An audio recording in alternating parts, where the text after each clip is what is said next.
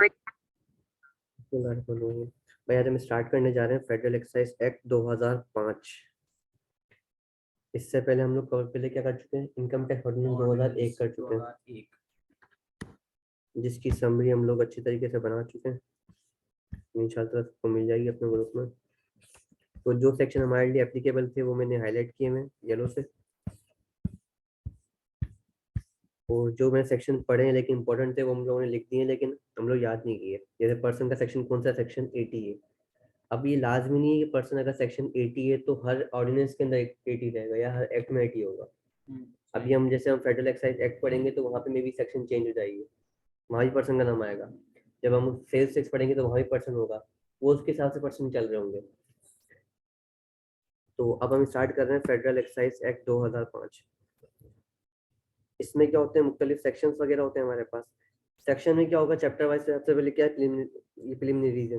इसमें क्या होगा, शॉर्ट टाइटल होगा, एक्सटेंट होगा या कॉम्प्लीमेंट या कमेंसमेंट होगा। इसमें क्या बोलेगा ये पहले सेक्शन में। पहले सेक्शन में सिर्फ ये बताता है कि यार ये एप्लीकेबल जो है कहाँ का एप्लीकेबल है, ये एप्लीकेबल है पूरे पाकिस्तान पे, फुल पाकिस्तान पे। सबसे पहला जवाब, ये पूरे पाकिस्तान पे क्या होगा, एप्लीकेबल होगा। सेकंड चीज क्या पूछेगा, सेकंड चीज ये पूछता है कि ये कब से इन्फोर्सेबल है, ये इन्फोर्स कब से हुआ है। तो अगर मैं बात करूं कि इसके कि फेडरल एक्साइज एक्ट 2005 कब से इन्फोर्सेबल है, ये फर्स्ट डे ऑफ जुलाई 2005 से क्या ये इन्फोर्सेबल है। फर्स्ट डे ऑफ जुलाई 2005 से क्या इन्फोर्सेबल है पूरे पाकिस्तान के ऊपर। ये एमसीक्यू बन सकता है। फिर अगर लेट से हम लोगों ने ये इसकी बात कर रहे हैं फेडरल एक्साइज की, तो हम एक और पॉइंट भी पढ़ लें। हमने पहले पढ़ा था कि इनकम टैक्स ऑर्डिनेंस ये कब से इन्फोर्सेबल है, 2001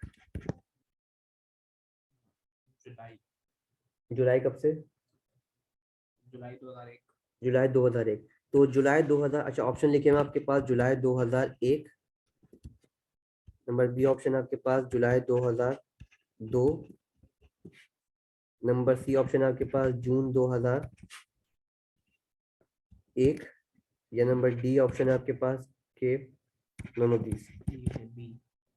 आप क्या बोल रहे हो, बी या ए? अभी आपने बोला ए, ठीक है। तो इसका सही आंसर क्या है, फर्स्ट डे ऑफ जुलाई 2002, ना कि कोई और चीज। तो इनकम टैक्स ऑर्डिनेंस कब से अपना एप्लीकेबल है, फर्स्ट जुलाई 2002 से एप्लीकेबल है। अगर मैं बात करूं क्या चीज, सेल्स टैक्स एक्ट 1990, ये कब से एप्लीकेबल है, जून 1990। इसके चलो मैं ऑप्शन देता हूँ, इसका ऑप्शन आपके पास है जुलाई 1990, बी ऑप्शन है आपके पास जून 1990, आपके पास ऑप्शन है अक्टूबर 1990, और डी ऑप्शन आपके पास है नवंबर 1990। तो ये कब से एप्लीकेबल है सेल्स एक्ट 1990, जुलाई 1990 एक्ट से नहीं है, जून 1990 से भी नहीं है, अक्टूबर से भी नहीं है। ये कब से एप्लीकेबल है, नवंबर 1990 से ये क्या एप्लीकेबल है, नवंबर 1990 से एप्लीकेबल है। मीन एसआरओ कौन सा आया था इसके अंदर, एसआरओ आया था, एसआरओ कौन सा एप्लीकेबल होता है इसके लिए, 28 अक्टूबर 2000 1990 वाला एप्लीकेबल होता है। जो एप्लीकेबल फोर्स कब से हुआ हमारे पास, नवंबर 1990 से एप्लीकेबल हो रहा है। तो इन तीनों में से तीनों एमसीक्यूज बन सकते हैं कि फेडरल एक्ट कब आया, जुलाई 2005 से। इनकम टैक्स ऑर्डिनेंस आया जुलाई 2002 से। अच्छा जुलाई 2002 का मतलब क्या है, टैक्स ईयर 2003 के लिए एप्लीकेबल था, ठीक है। तो वो भी एक वो टैक्स ईयर पूछ सकता है कि टैक्स ईयर कौन से लिए एप्लीकेबल था, टैक्स ईयर 2003 के लिए एप्लीकेबल था टैक्स अपना इनकम टैक्स ऑर्डिनेंस 2001। और सेल्स टैक्स एक्ट जो है वो कब आया, नवंबर, इनफोर्सेबल कब था, नवंबर 1990 में। ऐसा लोग पूछे तो 28/10/2000 1990। तो ये पूछेगा नहीं ऐसा कौन सा है, सबसे पहले ये पूछेगा कि यार ये कब से इन्फोर्सेबल, तो नवंबर 1990 से, फर्स्ट डे ऑफ। फिर सेक्शन 2 जो होता है हर सेक्शन में, वो अब एमसीक्यू ये बन सकता है कि यार जो जितने भी ऑर्डिनेंस हो, एक्ट हो, उनका सेक्शन 2 जो है किस चीज का होता है। सेक्शन 2 जो होता है हमेशा डेफिनेशंस का होगा। इवन कि आप कौन क्या खोलो, इवन कि आप इनकम टैक्स ऑर्डिनेंस खोलो, सेक्शन 2 डेफिनेशन का होगा। सेल्स टैक्स खोलो, डेफिनेशन का होगा। फेडरल एक्साइज खोलो तो इसका होगा। मींस हर सेक्शन किसका होगा आपके पास, डेफिनेशंस का होगा। अब डेफिनेशन हमने इनकम टैक्स में डेफिनेशन एक भी नहीं पढ़ी थी, या 2-4 पढ़ी होंगी मुश्किल से, कंपनी की डेफिनेशन पढ़ी थी हम लोगों ने जो एप्लीकेबल थी हम पे। यहाँ पे क्या होगा, हम तकरीबन सारी डेफिनेशन पढ़ेंगे, पूरा ऑर्डिनेंस है हमारे पास, ये एक्ट है मतलब। अच्छा ये ऑर्डिनेंस और ये एक्ट क्यों है ये पता है? इनकम टैक्स ऑर्डिनेंस क्यों है, ये एक्ट क्यों है? ये एक्ट क्यों है? हाँ, ये मुझे भी नहीं पता, नहीं पता तो पुरानी वीडियो जाके देखनी पड़ेगी आपको। अच्छा भाई, अब डेफिनेशंस के ऊपर हम आ रहे हैं। अगर ये फाइनेंस एक्ट कौन सा पढ़ रहे हैं हम लोग? फाइनेंस एक्ट, ये फाइनेंस एक्ट 2021 पढ़ रहे हैं हम लोग। फाइनेंस एक्ट 2021 जो एप्लीकेबल होगा कब तक के लिए? जून 2022 तक के लिए, ठीक है। इसमें सेक्शंस बहुत कम है हमारे पास।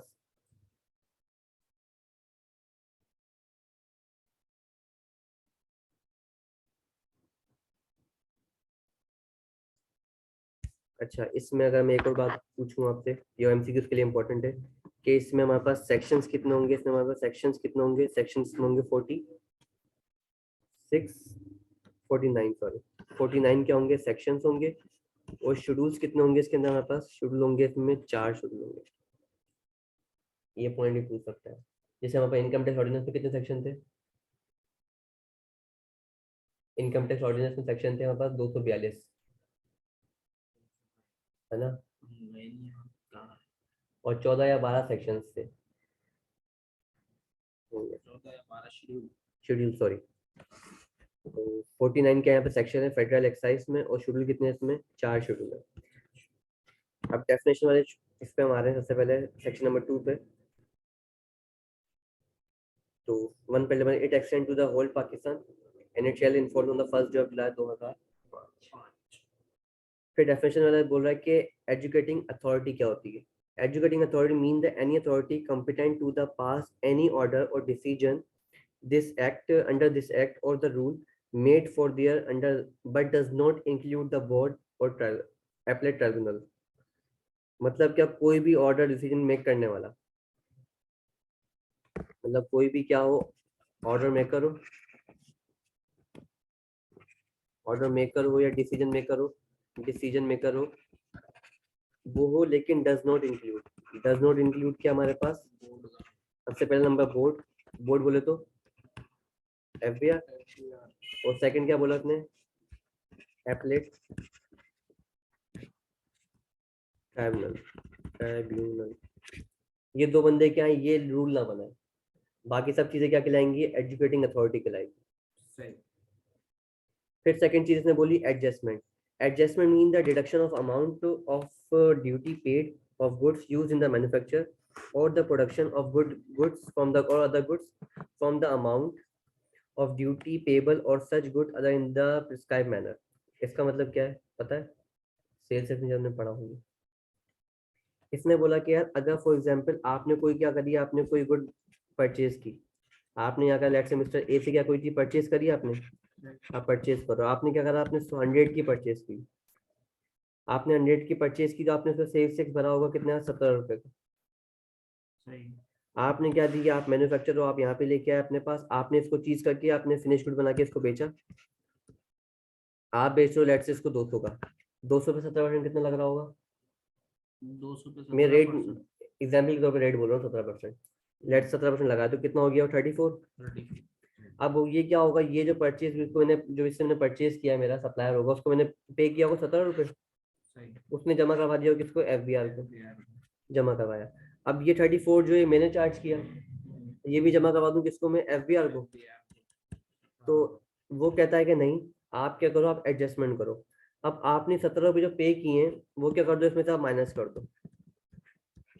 मैं 34 में से 34 में से आपने 17 माइनस किए, तो मुझे कितने जाएंगे? 17 रुपीज जाएंगे। ये क्या कर दो, ये पे करो एफबीआर को, ना कि ये अमाउंट पे करो एफबीआर को। पहले भी तो हम यही पेड करते थे ना, 34 17 पेड करते थे ना। सेल्स टैक्स में हाँ, तो बिल्कुल वही सही करेंगे। मैं तरीका बताऊँ, एडजस्टमेंट इस तरीके से होगी। ये वही वाली बात है, जैसे हम लोग के जो हमने पे कर चुके हैं वो माइनस कर दो। ये सारा बर्डन जो है किस पे जा रहा जाएगा? एंड कंज्यूमर जो एंड कंज्यूमर जो भी हमारा खिलाओ। अब देखो अभी आपको 17 यहाँ से मिले, 17 यहाँ से मिले, मीन आपको एक्स लेवल कितने पहुंचे, 34 ही पहुंचे। आपने जो पे किए थे वो निकाल लिया आपने बीच में से। डन है, ये क्या है हमारे पास एडजस्टमेंट है।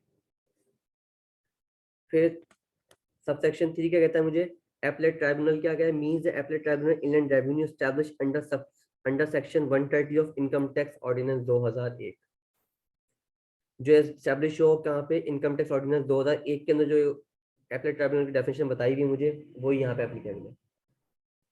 तो वो एप्लीकेबल कौन सा है हमारे पास, सेक्शन 130 मैंने खोला हुआ है। अच्छा, इसमें अगर मैं समरी लिखूं खाली यहाँ पे, कौन सा बंदा जो एस्टैब्लिश हुआ हो, establish under section 130 of ITO 2001, यही था 130 था। अब ये पेपर में MCQs भी आ सकता है क्या, लेट्स से एपलेट ट्राइब्यूनल जो है कौन सा आएगा, अपना सेक्शन 130 बोल दिया उसने, लेकिन बोला इनकम टैक्स ऑर्डिनेंस का, फेडरल एक्साइज का, या सेल्स टैक्स का, या किसी और चीज का, या कस्टम ड्यूटी का। तो कौन सा है हमारे पास, इनकम टैक्स ऑर्डिनेंस का 2001 का क्या होगा, एप्लीकेबल है एप्लाई ट्राइब्यूनल। डेफिनेशन हमसे पूछा है क्योंकि ITO के अंदर सेक्शन हमारे लिए एप्लीकेबल नहीं था, और यहाँ से उन्होंने लिंकेज करवाई है। बोर्ड की मीनिंग क्या होगी, बोर्ड मीन्स FBR, ठीक है। अच्छा, board means the federal board of revenue establish under the central board of revenue act 1924। तो पहले क्या था, सेंट्रल बोर्ड ऑफ रेवेन्यू 1924 था। On the commencement of the federal board of revenue act 2007, the federal board of revenue establish under subsection 3। ये board की definition किसने बताई है मुझे, सेक्शन 3 ऑफ FBR एक्ट 2007 के थ्रू जो सेक्शन 3 में लिखी हुई डेफिनेशन, वो क्या है हमारे लिए बोर्ड की डेफिनेशन कहलाएगी। पहले कौन सा था पास्ट में, पास्ट कौन सा था, ये central board of revenue 1924, I think 1924। तो ये भी पूछ सकता है कि पुराना वाला एक्ट कौन से को ये बाईपास करता हुआ आया था, तो फिर अपना सेंट्रल बोर्ड ऑफ रेवेन्यू 1924 को बाईपास करते हुआ आया है। फिर चीफ कमिश्नर कौन है और कमिश्नर कौन है, इसने एक ही सेक्शन का नाम दिया हुआ इसने मुझे कि 4A क्या है, जो chief commissioner means a person appointed as a chief commissioner inland revenue under subsection 20 under section 29। ऐसा बंदा जो कमिश्नर रेवेन्यू कहाँ पे डिफाइन किया गया हो, अंडर सेक्शन 29 के अंदर क्या हुआ, अपॉइंट हुआ है।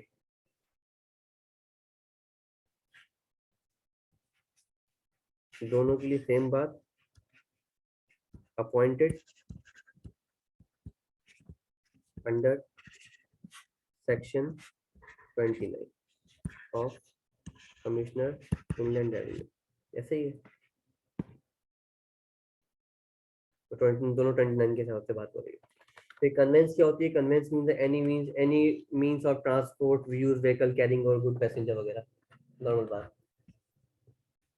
कन्वेंस हो गया हमारे लिए। डिफॉल्ट सरचार्ज होगी सेक्शन नंबर 8 में हम पढ़ेंगे इसके अंदर ही। डिफॉल्ट सरचार्ज कहाँ पढ़ेंगे हम, सेक्शन 8 में पढ़ेंगे हम ऑफ APD। तो डिस्ट्रीब्यूटर क्या, डिस्ट्रीब्यूटर क्या होता है। अच्छा, एक सप्लाई चेन चल रही होती है, सबसे पहले क्या कौन आ रहा होता है, मैन्युफैक्चरर आ रहा होगा, फिर कौन आ रहा होगा, फिर डिस्ट्रीब्यूटर आ रहा होगा। सप्लायर तो सारे हैं, डिस्ट्रीब्यूटर भी सप्लायर है, होलसेलर भी सप्लायर है, रिटेलर भी सप्लायर है। तो डिस्ट्रीब्यूटर आया, पहले मैन्युफैक्चर होगा, वो डिस्ट्रीब्यूटर को देगा, डिस्ट्रीब्यूटर के बाद वो चीज़ कहाँ जाएगी, वो जाएगी होलसेलर के पास, फिर कहाँ जाएगी, ये रिटेलर के पास, फिर एट द एंड कहाँ जा रही होगी, ये कंज्यूमर के पास, कस्टमर के पास। डन है। तो वही सप्लाई चेन की बात कर रहा है। Okay, means a person appointed by the manufacturer in or a specific area to purchase goods from him for sale to a wholesaler dealer in that area, जो क्या मैन्युफैक्चरर ने अपने लिए लिया होगा। ड्यू डेट की बात कर रहा है, ड्यू डेट क्या लिखा है, due date in relation to furnish return under section 4 means 15 day of 15 day of the month following the end of month.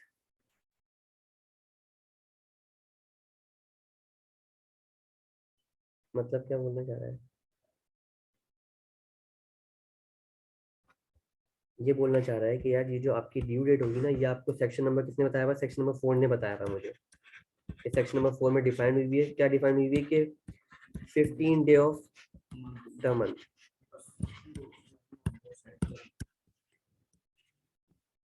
वो सेट नहीं करें, मींस इसका जो मतलब इसका जो रिटर्न फाइल होगा वो भी क्या होगा? मंथली होगा। इसका भी रिटर्न फाइल क्या होगा? रिटर्न फाइल जो होगा, रिटर्न फाइल होगा वो क्या होगा? मंथली बेसिस पे हो रहा होगा। अब एक महीने का कब होगा? 15 डे क्या होगी? फिर 10 तारीख होगी, है ना?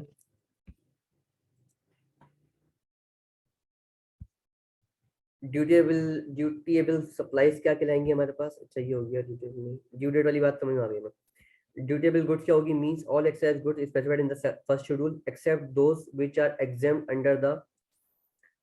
Under subsection 16। अच्छा, अब ड्यूटेबल गुड्स कौन सी होती है? वो गुड्स जो लिखी हुई है फर्स्ट शेड्यूल के अंदर। इसमें क्या होगा? फर्स्ट शेड्यूल के अंदर सबके रेट बाकायदा डिफाइंड हुए थे, कितना परसेंट किस पे कि लगेगा। कितना परसेंट किस पे लगेगा, कितना परसेंट किस पे लगेगा, कितना परसेंट किस पे नहीं लगेगा। सही। ठीक है, अच्छी का चीजों के रेट चेंज भी दिए हुए, सेम भी दिए हुए। तो कहाँ बताया हुआ? मुझे फर्स्ट शेड्यूल में बताया हुआ रेट मुझे। तो अब वो शेड्यूल वो जो चीजें हैं वो क्या कहलाएगी? ड्यूटेबल गुड्स कहलाएंगी। Defined in first schedule, SCHEDUL, first schedule. Except कौन सी चीजें जो एग्जाम कर दी गई है? एग्जाम्प्ट, EXEMPT, एग्जाम्प्ट हुई है अंडर सबसेक्शन, अंडर सेक्शन 16 के थ्रू। सेक्शन 16 ने जिसको एग्जाम कर दिया वो क्या है? वो नहीं आएंगे। बाकी सब चीजें क्या? Dutiable goods. उन सब पे क्या लगेगा? ड्यूटी लगेगी, मींस टैक्स लगेगा। ड्यूटी बोलो, टैक्स बोलो, लेवी बोलो, तो समझो टैक्स ही है। फिर ड्यूटी सप्लाई चीज क्या? वो जो सेक्शन का बताया हुआ है, the means the supply of dutiable goods made by manufacturer other than supply of good which is exempt under subsection 10 या सप्लाई हो रही है मैन्युफैक्चरर से, वो उसके अलावा वो सप्लाई जो वो उसको छोड़ के जो एग्जाम कर दी गई है सबसेक्शन, वो सेक्शन 16 के अंदर 8C ने मुझे पता। अच्छा क्या लगता है कि पूछेगा ये 8D क्या होगा, 9 क्या होगा, सबसेक्शन 9A किसके बारे में? डेफिनेशन है, मुश्किल है। नहीं पूछेगा, मुश्किल। मुश्किल, बहुत ज्यादा मुश्किल है। फिर सर्विसेज भी वो जो फर्स्ट शेड्यूल में लिखी हुई है, वो सबसेक्शन 16 ने क्या करी है? मुझे एग्जाम करवा दी गई है। यही है ना? सेम। ड्यूटी क्या होती है? Duty means any sum payable under the provision of this act. The rule for the unders include default, surcharge और duty already included. ड्यूटी का मतलब क्या है? इसको सिंपल लफ्ज में टैक्स बोल सकता हूँ। जिस चीज पे टैक्स लग रहा है वो आपकी क्या ड्यूटी है? जो अमाउंट जितना भी बन रहा है आपका, अब अमाउंट भले लेट्स अगर कोई सा भी रेट लग रहा हो वो, या तो 0% लग रहा है वो भी, याद है 0 रेट सप्लाई होती है सेल्स टैक्स में, तो 0% से भी अमाउंट जब नहीं मिल रहा वो भी क्या आपके लिए ड्यूटी कहलाएगी। नींद आ रही है मुझे लग रहा है, बोल तो चढ़ पाएगा थोड़ा।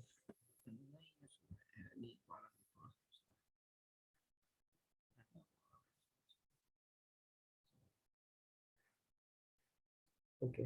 Duty due means duty is respect of supplies made of services provided and rendered the month so shall be paid at a time of filing. वो ड्यू हो गए हम पे 15 तारीख तक जो अमाउंट है नहीं मिला अभी तक पे नहीं किया हमने, वो क्या ड्यू हम पे।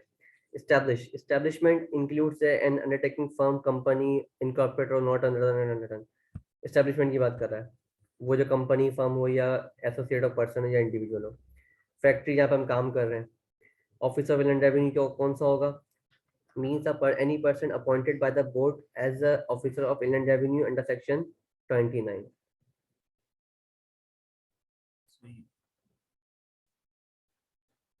Or any person including an officer of provincial government entrusted by the board with any of the powers of an officer of the Inland Revenue Act or rule made the under. Means एक तो वो जो बंदा section कौन से के through आया हुआ हमारे पास? Section 29 of 29 of Indian revenue के थ्रू आया हो। सही। वो बंदा क्या हमारे पास इंडियन रेवेन्यू ऑफिस से खिलाएगा, या तो इंक्लूड कर दो, इंक्लूड प्लस इंक्लूड, जो कि जो प्रोविंशियल गवर्नमेंट ने क्या किया, अपॉइंट किया, वो बंदा क्या है, ऑफिसर ऑफ इंडियन रेवेन्यू। फिर फ्रेंचाइज कौन सी होती है? Franchise mean any authority given franchisor under which the franchise is contractually or otherwise grant any right to produce, manufacture, sale or goods. Franchise होती है नॉर्मली हमारे पास हर चीज की। गुड्स क्या होती हैं? Goods means any leviable to exercise duty under से section first schedule, जो फर्स्ट शेड्यूल में बताई गई हूँ। इंक्लूड गुड, बस वही जो चीज कहाँ बताई हुई है, फर्स्ट शेड्यूल में बताई हुई है, डिफाइंड हुई है कहाँ पे, फर्स्ट शेड्यूल में।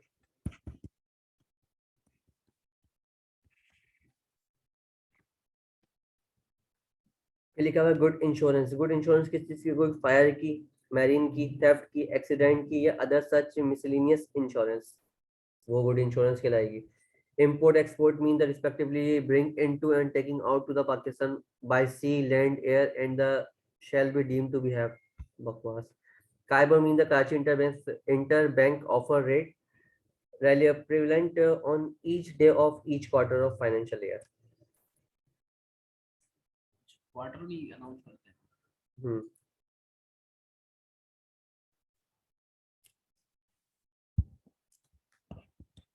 first day of each quarter.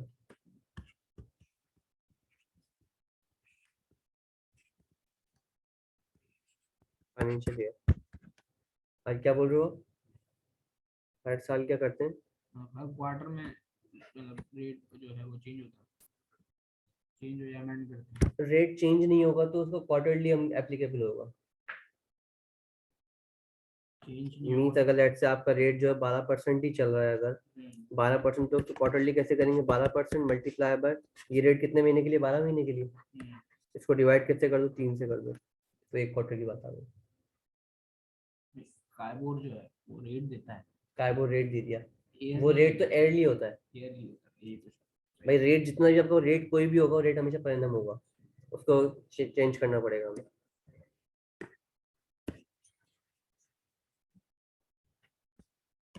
उसके बाद फिर manufacture includes any process incidental or exclusive to complete the manufacture product.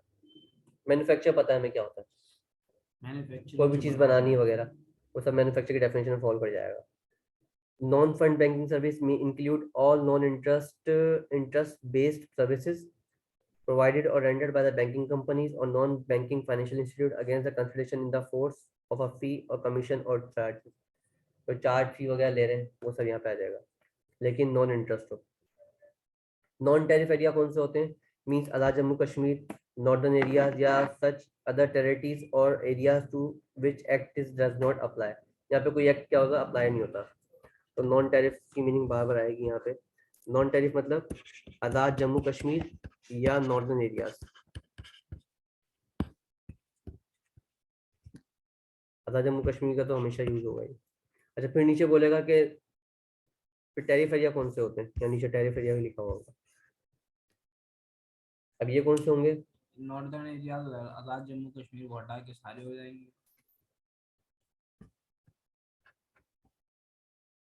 Accept कीजिए,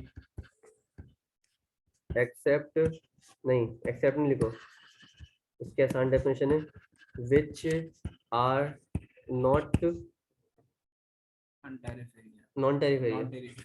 नॉन टैरिफ एरिया,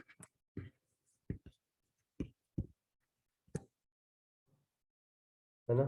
सही है। जैसे कब ये जैसे प्राइवेट कंपनी क्या होती है? Which is not a public company, public company जो नहीं है। ठीक है, पब्लिक कंपनी की डेफिनेशन तो बताई हुई है मुझे हम लोगों को टैक्स के अंदर, प्राइवेट की नहीं बताई हुई। अब एक दफा पेपर में सवाल आता है मतलब what is difference between the private company and the public company. मैंने पब्लिक कंपनी तो चार्ट याद था मुझे, जब उसकी बात है प्राइवेट की मैं सोचता रह गया, मैंने लिखा ही नहीं मैंने कुछ, मैंने कहा ये शायद मैंने पढ़ी नहीं है, क्योंकि हम एक सिलेक्टिव स्टडी करते हैं ना कि अरे ये चैप्टर पढ़ लिया, ये नहीं पढ़ा, ये पढ़ लिया, ये नहीं पढ़ा। मैंने कहीं ना कहीं लिखी होगी, मैंने नहीं पढ़ी, मैंने छोड़ के आई है। जब सॉल्यूशन आया तो उसमें लिखा हुआ था which is not a public company. वाह मैंने कहा ऐड कर दिया, जियो मुझे फेल कर दिया, तुमने ऐड कर दिया। मलाई जियो। अच्छा भाई, उसके बाद person person person person person क्या होता है? पर्सन की डेफिनेशन कहाँ लिखी हुई है? सेक्शन 80 के अंदर लिखी हुई है, इनकम टैक्स ऑर्डिनेंस के अंदर। तो इनकम टैक्स ऑर्डिनेंस का सेक्शन 80 किसको डिफाइन करता है? पर्सन की डेफिनेशन। 7 बंदे थे उसके अंदर, याद है? 7 बंदे थे, बिल्कुल थे। इंडिविजुअल था, एओपी था, कंपनी था, फेडरल गवर्नमेंट थी, और प्रोविंशियल गवर्नमेंट थी, लोकल गवर्नमेंट थी, ठीक है, और पीआईओ था, पब्लिक इंटरनेशनल ऑर्गेनाइजेशन थी, और एक फॉरेन गवर्नमेंट थी, फॉरेन गवर्नमेंट थी, ठीक है।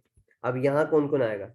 यहाँ बोला है कि person include a company, association of person, of a body, an association, a body of an individual, whether incorporated or not, a public or local authority, a provincial government or a federal government. 1 2 तो अगर मैं यहाँ पे नाम लिख दूं, अगर मैं, तो कौन कौन से बंदे मेरे लिए कहलाएंगे पर्सन? पहला बंदा कौन? इंडिविजुअली हो गया। सेकंड बंदा कौन सा हो गया मेरे लिए? एओपी हो गया। तीसरा बंदा कौन सा हो गया मेरे लिए? कंपनी हो गई। चौथा बंदा कौन सा मेरे लिए? लोकल अथॉरिटी, लोकल या लोकल और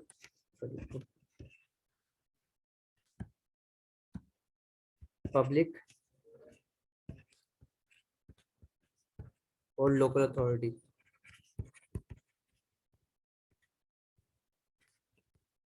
उसके बाद प्रोविंशियल गवर्नमेंट,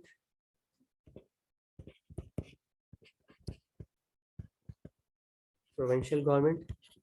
नंबर 6 पे कौन आ गया? Federal government. ठीक है भाई, तो ये 6 बंदे इसमें लिखे हुए हैं। क्या? इंडिविजुअल, एओपी, इंडिविजुअल, या तो पब्लिक या लोकल अथॉरिटी, इसके अलावा प्रोविंशियल गवर्नमेंट या तो फेडरल गवर्नमेंट। इसमें कोई फॉरेन की बात नहीं करी, कोई पीआईओ की बात नहीं करी, ये इंडिविजुअली बात कर रहा है ना, मतलब पाकिस्तान के अंदर की बात कर रहा है। फिर prescribe mean the mean prescribe under section under this act or rule by there made by, जो इसके अंदर बताया हुआ है हम लोगों को। Property developer or promoter means a person engaged in the development of purchase or lease land or for the conversion into the residential or commercial plots or construction of residential or commercial unit for sale.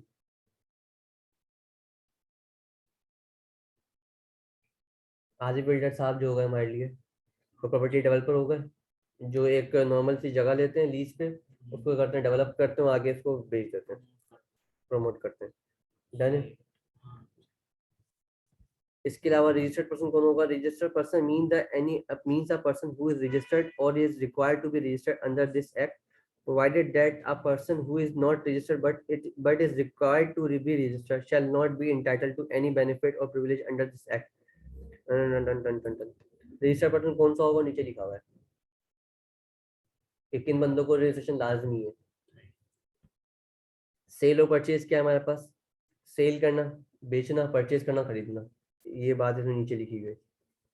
Sales tax mode क्या होगा? Sales tax mode क्या बोला? Sales tax mode means the manner of the collection and payment under sales tax act 1990 and the rules made there. ये कब applicable था? कब से applicable है? 1 नवंबर 1990, ठीक है। rule made their for under of their duties of excise chargeable under this act specified to be collected and paid as if such duties were tax chargeable under section 3 of the tax of the said act, and the all provision of that act and rules, notification, orders and instruction made or issued under shall apply to the excise duty so chargeable. ये word मुझे अभी तक समझ में नहीं आया। उसी में मुतातिस मुटंडीस क्या चीज थी ये? ये था ये एरिया मुतासिर होना था या कुछ मुख्तलिफ मुख्तलिफ मुख्तलिफ था मेरे ख्याल से थोड़ा सा।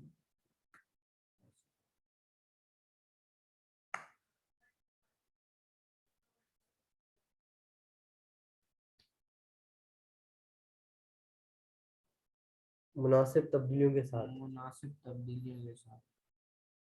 मीन थोड़ी बहुत चीजें चेंज करने के बाद जो सेक्शन आ जाए वो एप्लीकेबल है। तो sales tax mode defined the section कहाँ लिखा हुआ है, सेल्स टैक्स एक्ट 1990 में लिखा हुआ है। And rule made there under of the duties of excise chargeable under this act specified to be collected or paid if the duties were tax chargeable under section 3 of this act. ठीक है, एक second बस।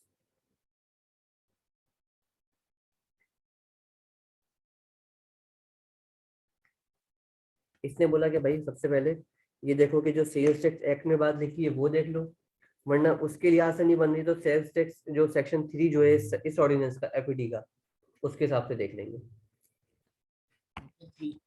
Section 3 तो registered person पता चल गया कौन सा होंगे, रजिस्टर्ड सेल परचेज पता है, सेल्स टैक्स मोड कौन सा बोला है। पहला वो जो सेल्स टैक्स एक्ट 1990 में लिखा हुआ है, या तो वो जो सेक्शन 3 किसका है ऑफ एफईडी, इसके हिसाब से देख लेंगे हम कि कौन सा मोड हमें अप्लाई करना है। डन। फिर schedule mean the schedule appended to this act, कितने शेड्यूल दिए हुए इसने हम लोगों को, 4 दिए हुए, उसके हिसाब से इसको देखना है हमें। फिर लिखा हुआ services mean services facility utility is debit or to excise duty under first schedule, जो फर्स्ट शेड्यूल में लिखी हुई है with chapter 98 of the Pakistan custom tariff including. तो सेक्शन जो फर्स्ट शेड्यूल में लिखी है वो पढ़ लेंगे। फिर supply means supply include sales lease or other disposition of the goods shall include such transaction on as the may notified in the as the supply means कोई भी चीज अपने डिस्पोजिशन करना, यहाँ से उठा के कहीं और देना, किसी और को पहुंचा देना, वो क्या मेरे लिए सप्लाई कहलाएगी। Afterwards tariff area means other than the non tariff area, मुश्किल डेफिनेशन है लेकिन याद करनी पड़ेगी। फिर अनमैन्युफैक्चर्ड tobacco means tobacco usable for the manufacture of cigarette as manufactured by green leaves processing unit after processing conversion of tobacco green leaves। पहले नहीं, हम्म tobacco leaves हैं क्या, टोबैको अनमैन्युफैक्चर्ड टोबैको क्या है। unmanufactured tobacco means tobacco usable for the manufacture of cigarettes, सही, ऐसे cigarette जो tobacco क्या सिगरेट बनाने के लिए यूज हो, और manufactured by the green leaves finishing units after processing and conversion of tobacco green leaves। अलग चीज ही है ना, सिगरेट है जाम बिकती है। अच्छी चीज है। फिर वेसल ब्लोअर मीन जो डिफाइंड हुआ सेक्शन 42D के अंदर ऑफ इस सेक्शन के अंदर, तो इसको हम वहीं पढ़ेंगे। 42D के अंदर लिखा हुआ है, 42D के अंदर डिफाइंड हुआ हुआ ऑफ एफईडी 2005। होलसेलर क्या होता है, जो डिस्ट्रीब्यूटर से लेगा। The wholesaler dealer means a person who buy or sell goods wholesale for the purpose of trade or manufacture, and they include a broker or commission agent who is in addition making contract for the sales। wholesaler ने किसी agent को रख लिया, तुम आगे retailer को देके आओगे तो भी क्या कहलाएगा, होलसेलर के डीलर में आ जाएगा, शामिल हो जाएगा। फिर जीरो रेट सप्लाईज कौन सी होती हैं, जीरो रेट सप्लाईज वो सप्लाई जिन पे रेट लगेगा किस पे 0% है, वो फिर डिफाइन हुआ है। और वो सेक्शन कौन सा कहलाएगा हमारे लिए, सेक्शन में जो duty of federal excise levied and charge at the rate of 0% under section 5 of this act. Section 5 of FED मतलब चार्ज एट 0 रेट।